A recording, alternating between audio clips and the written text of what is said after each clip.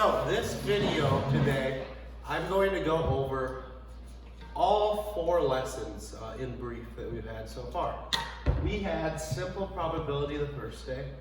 We had a day where we went over tree diagrams and the counting principle. We're going to gloss over that. We're going to talk about probability with an or statement and probability with an and statement a little bit at the end. We're going to touch on independent and dependent events. So everything we've done so far. Just a little review here. So we're going to start out with probability. Probability measures the likelihood an event will occur. It is the fraction of outcomes for which the desired event occurs. The probability of an event can be written as P in parentheses event. And probability is always a number between 0 and 1. So we've seen this scale here. 0 means it's impossible. So if something is impossible, if you know something's impossible, then you'd say the probability is a 0. If you know it's certain, it's always going to happen, then you'd say the probability is 1. And it can be anywhere in between 0 and 1 as well, with 1/2 or 50%, meaning it's equally likely to occur or not occur. So, sample space.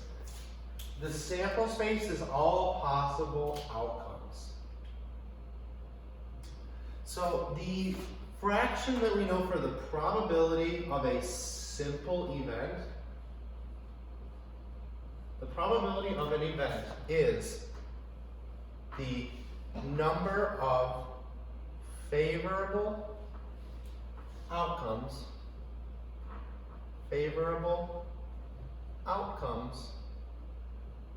over number of possible or total outcomes. I've been using total a lot for this because I like to think about it, what all can happen and what do I want to happen, right? What can happen? What do I want to happen? So that fraction is really the big takeaway from here. We can leave it as a fraction. If we leave it as a fraction, we want to simplify it. We've done that a lot. On the quiz from Friday and the one that I did, asking you to write it as a percent. If it asks for something as a percent, we can put it into Desmos. You guys can use Desmos on the quiz. So on the board here, we have this fancy button here. We've used it a lot recently. It lets you simplify your fractions. So for example, 4 out of 14, they have this 28.2857.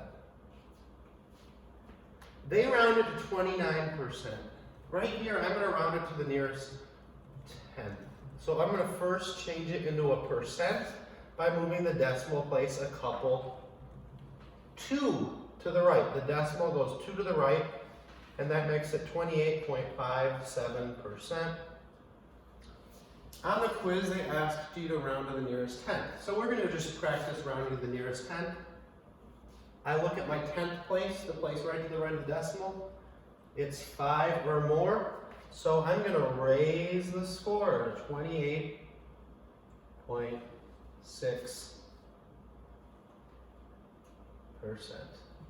28.6%. Again, I just used the numbers off of Desmos calculator here. This slide will be available on the agenda that I'm using here today, so you can also check that out. Knowing how to go from a fraction to a percent, we get the answer as a decimal. We move to the decimal 2 places to the right. So I'm going to give 2 quick examples of calculating probability, then we're going to move on. I don't want to take too much time today. On a 6-sided die, the way I like to think about it are, what are my possible outcomes? I could roll a 1, 2, 3, 4, a 5, or a 6 on a 6-sided die. That is 6 possible outcomes. What am I looking for? What's the probability of rolling an even number? That would be a 2, a 4, or a 6. That is 3 options.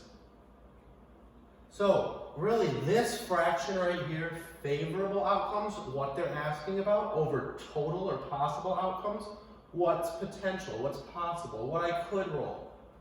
3 even numbers out of 6 total numbers. We could simplify that in Desmos to 1/2. As a decimal, it's 0.50. So just practicing moving from a decimal, 0.50. I move 1, 2 places to the right, and I get 50%. There's a 50% chance you'll roll an even number on a standard number cube. So we're going to erase this real quick. We're going to do one more question.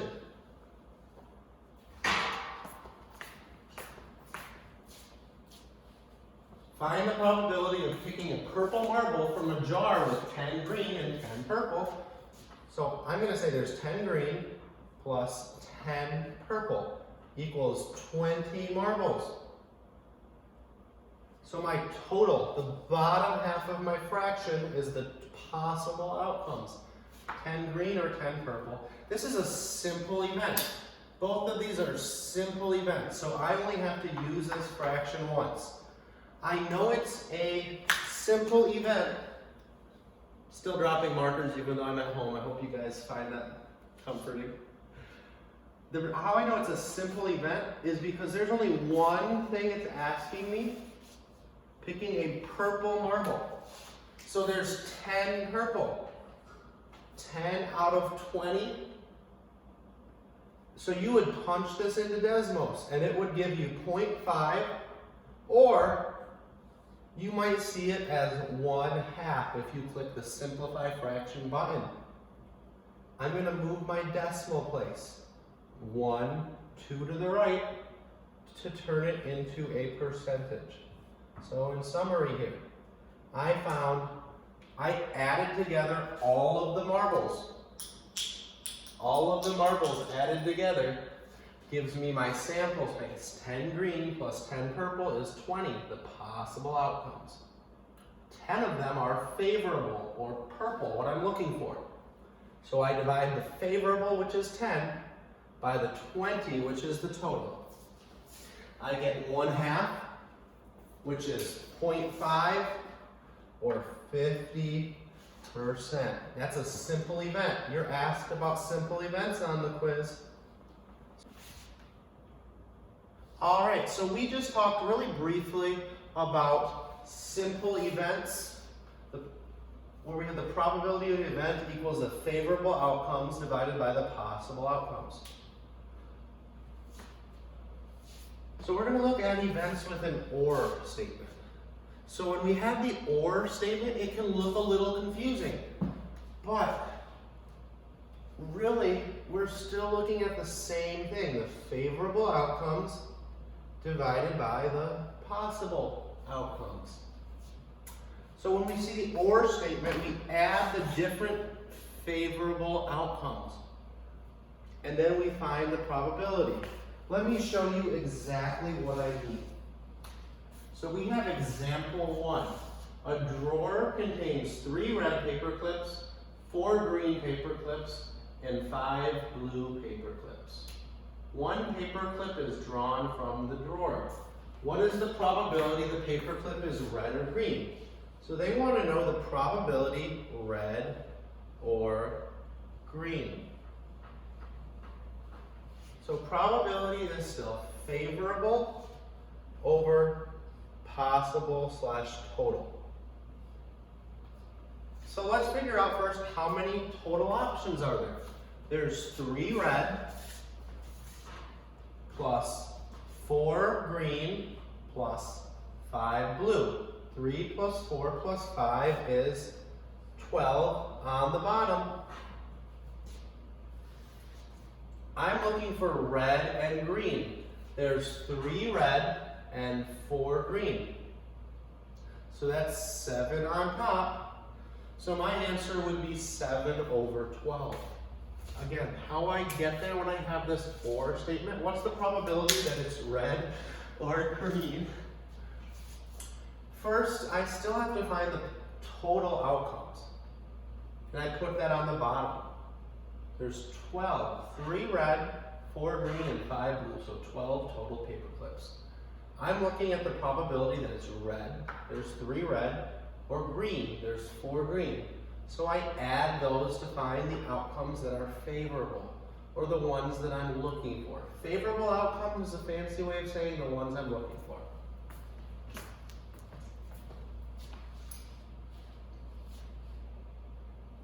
Now, example 3. You are rolling a 6-sided die. What is the probability you roll an even number or you roll a 5? So, just like every other time I'm doing probability, so if you're going to take the quiz or retake the quiz, every problem with probability is going to start with this if they're asking for probability. Possible outcomes on bottom. So on a 6-sided die, my options are 1, 2, 3, 4, 5, or 6. That means that there's 6 outcomes. So now I have to figure out from the word problem, what are my favorable outcomes? What's the probability I roll an even number or a 5? So what's the probability I roll 2, 4, 6, or 5? I'm just going to write down all my favorable outcomes. If you're not sure, probabilities don't come real easy to you.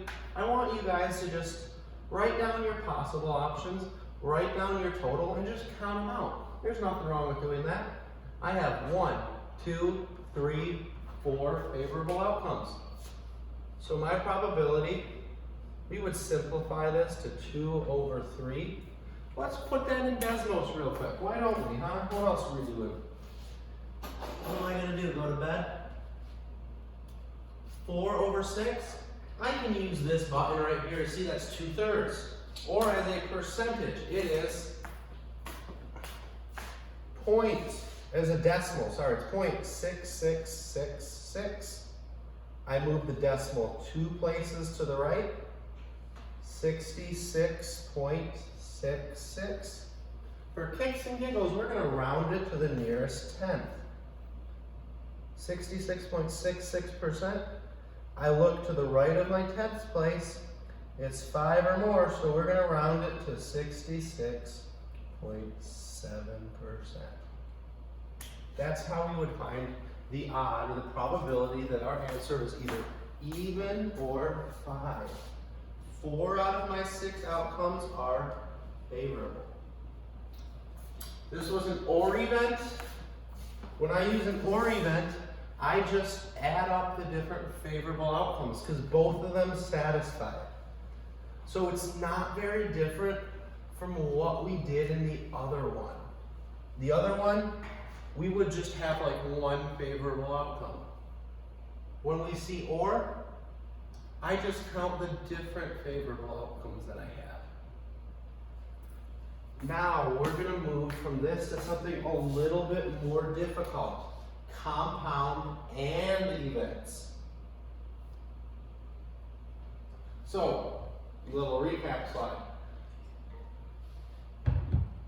Probability of event is the favorable outcomes like we have there over the possible outcomes. With a simple event, we're measuring the probability of a single event occurring. We use the formula of favorable outcomes over total outcomes, and we write our answer in the simplest form. A compound event is something that's not that different from what we did. A compound event with an and, it's simply 2 different simple events. It's like asking, what's the probability that I flipped a coin twice and I got heads twice? Instead of asking, so simple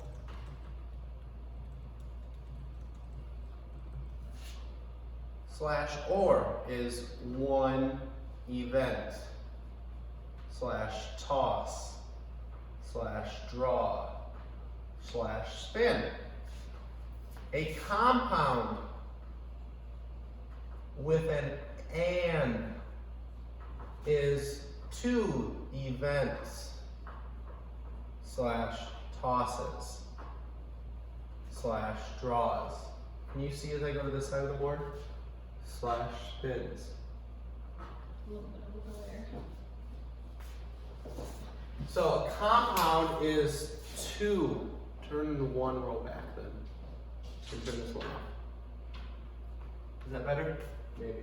A compound event is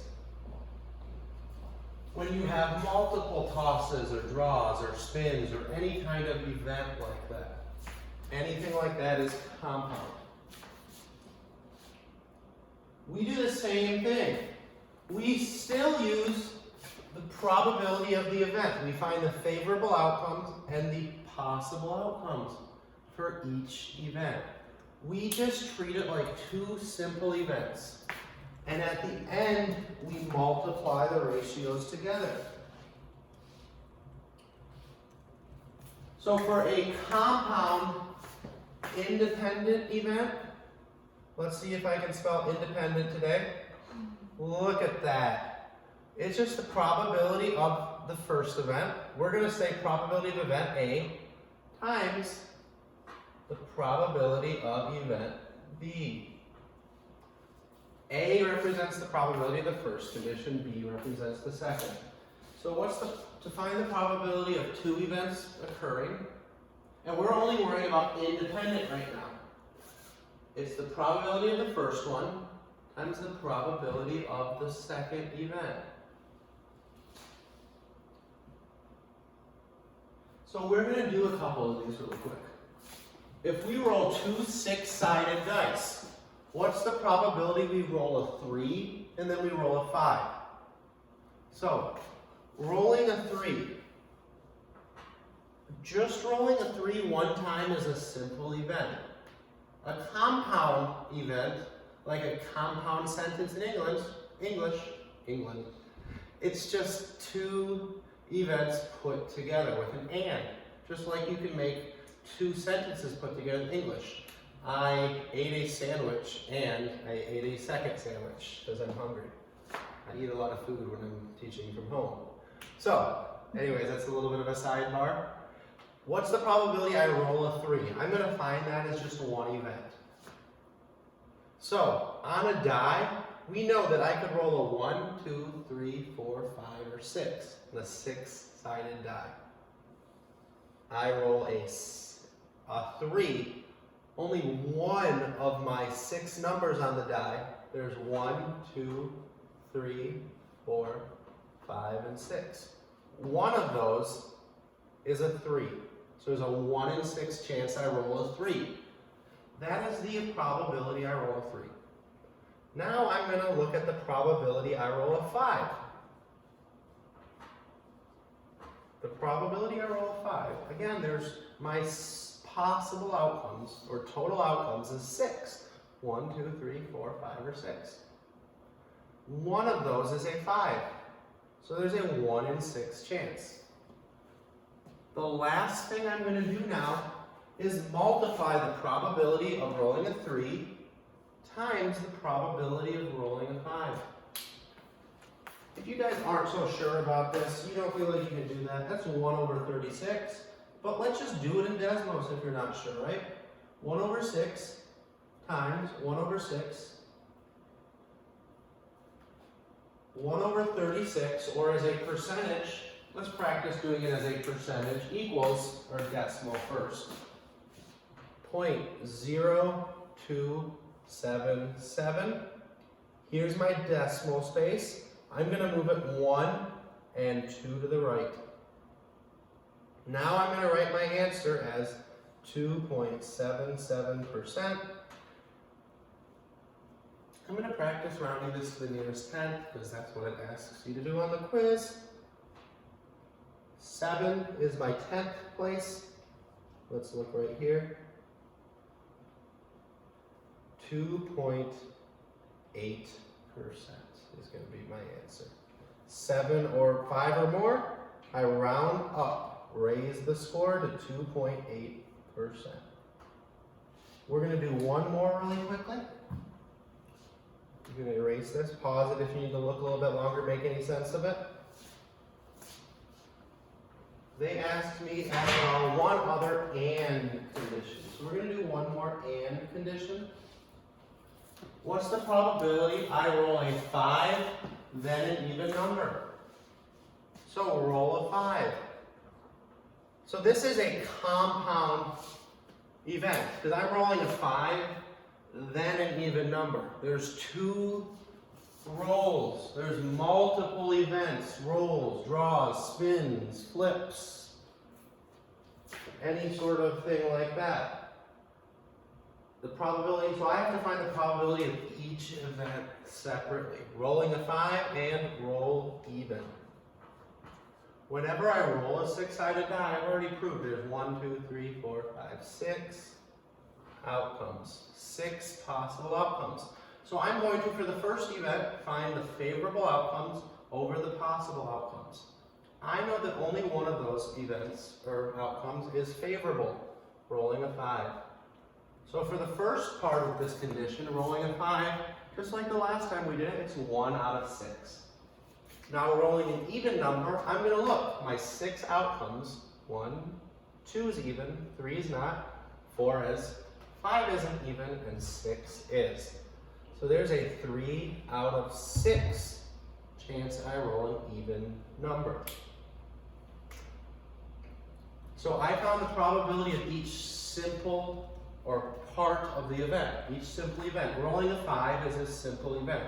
Rolling an even number is a simple event. I find both of them and I multiply them together. 1/6 times 3/6 is going to be 1/12. Let's see what that is as a decimal, right? 1/6 times 3/6 equals, like I said, 1/12 as a fraction, or 0.0833. Here's my decimal place. To make it a percentage, I move it 1 and 2 places to the right. 0. Well, I don't really need that first 0, right? 8.33%. I'm going to round it to the nearest tenth just to practice for the quiz we're going to take. The next number, 4 or less, let it rest, right? 8.3%. 8.3%. All right.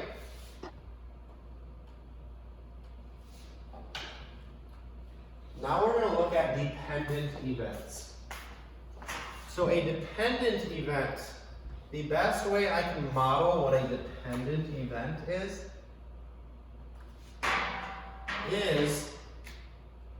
a dependent event is when the second simple event is impacted by the first one. So when I roll the die, when I roll that die, which I didn't really roll, when you roll a die, if you roll a 6, it doesn't change what you're going to roll the second time at all. But let's look at something like this. There are these markers right here. If I draw a marker from them, there is currently a black, a blue, a green, a black, and a red marker. If I draw or drop a red marker for my first event, there was, we would say, a 1. There was 1 red marker, 1 favorable outcome out of 5 markers. So that's my first event, and I don't put it back. A dependent event that we're going to talk about is synonymous with without replacement. If I don't put this back, the probability of drawing another red marker changes because the number of possible outcomes is different. Also, it's possible that in the second event, the number of favorable outcomes is different because the number of markers left and the colors of the markers left has changed. So an independent event is what we call without replacement. Or dependent event, sorry, I apologize. A dependent event, the word we're looking for here is without. So dependent, we're going to put in parentheses without replacement. It's the probability of event A times the probability of event B after A. And let's do an example or two real quick that has this, and then we're going to tie it all together at the end. So at the end here, you choose a card randomly from this set of cards. You do not put it back, and then you choose another card. So we have 8 cards. We have hearts, hearts, hearts, stars, stars.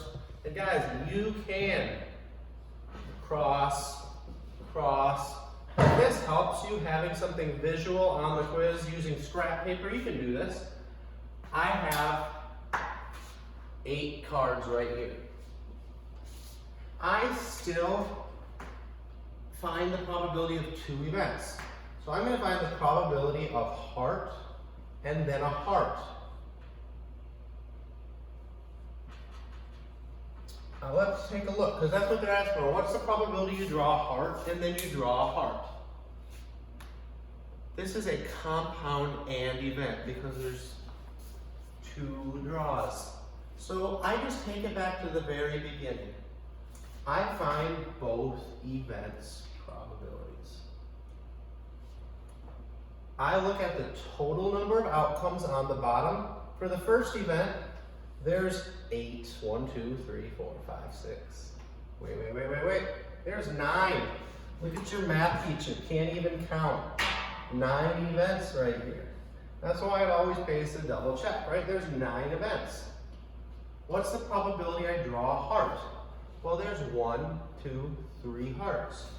So 3 out of 9 are hearts. Now here's where it gets tricky. I'm going to erase one of these hearts. Why am I doing that? Because I drew a heart and then I didn't put it back. Since I didn't put it back, it changes my sample space. The potential things I could draw, the outcomes. Now, I only have 1, 2, 3, 4, 5, 6, 7, 8 possible outcomes. And now only 2 of them are hearts. So I find, here's my steps, right? I find the probability of the first event, 3 out of 9, the second event, 2 out of 8, and I multiply them together.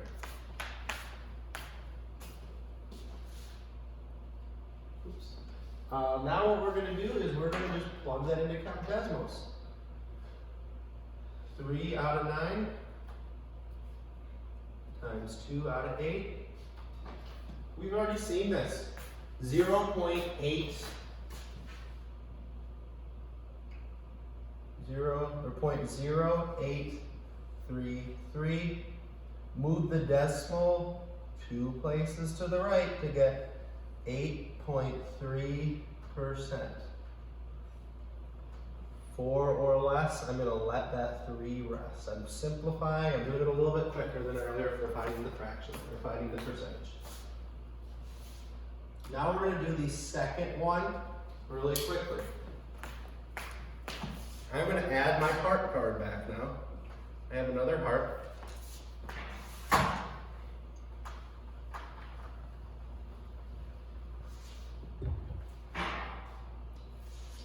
All right, so you choose a card randomly from this set of cards. We've already done it once. Now what's the probability I draw a cross and then a cross without putting the card that I draw back? Without replacement means we use this.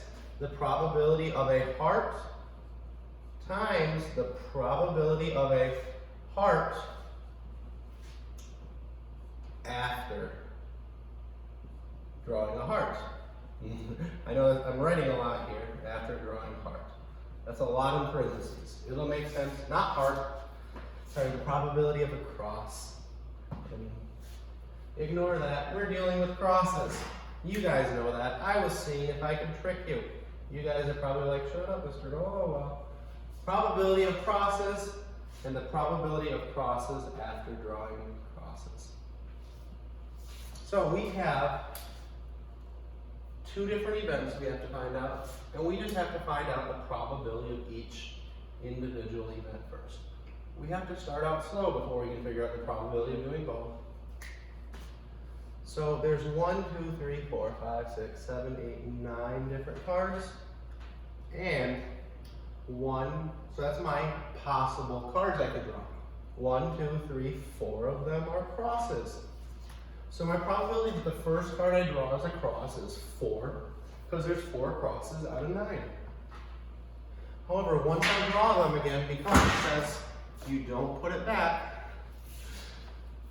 now there's only 1, 2, 3, 4, 5, 6, 7, 8 cards left. So my sample space is now 8 for the second event. And now only 1, 2, 3 of them are crosses. So to find the probability of the second one, I count the total cards left and how many of them are now crosses. How many that are left are crosses. Now I know two things.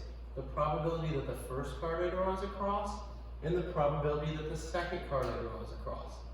To find the probability that I draw a cross and then the cross, I just multiply them together.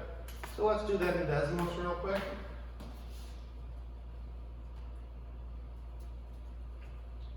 Four over 9 times 3 over 8. And we get 0.166666666. I move the decimal place 2 to the right, and I get 16 point. I look at my tens place now. 5 or more, I'm going to raise the score to 16.7%. So once again, when we have multiple events, we have to figure out, is it independent with replacement or independent without replacement? If it's without replacement like this one, our second event, it changes a little bit. My outcomes, my sample space changes. So again, whenever we see a problem, how we're going to attack it, we look. Is it a simple event? If it is, we just use this. Favorable outcomes over possible outcomes. If it's an independent event, or if it's a compound with an and, then we're still going to do the same thing. We're going to find favorable outcomes over possible outcomes for both events. So this basic skill here, favorable outcomes over possible outcomes, you're going to use this in every single problem.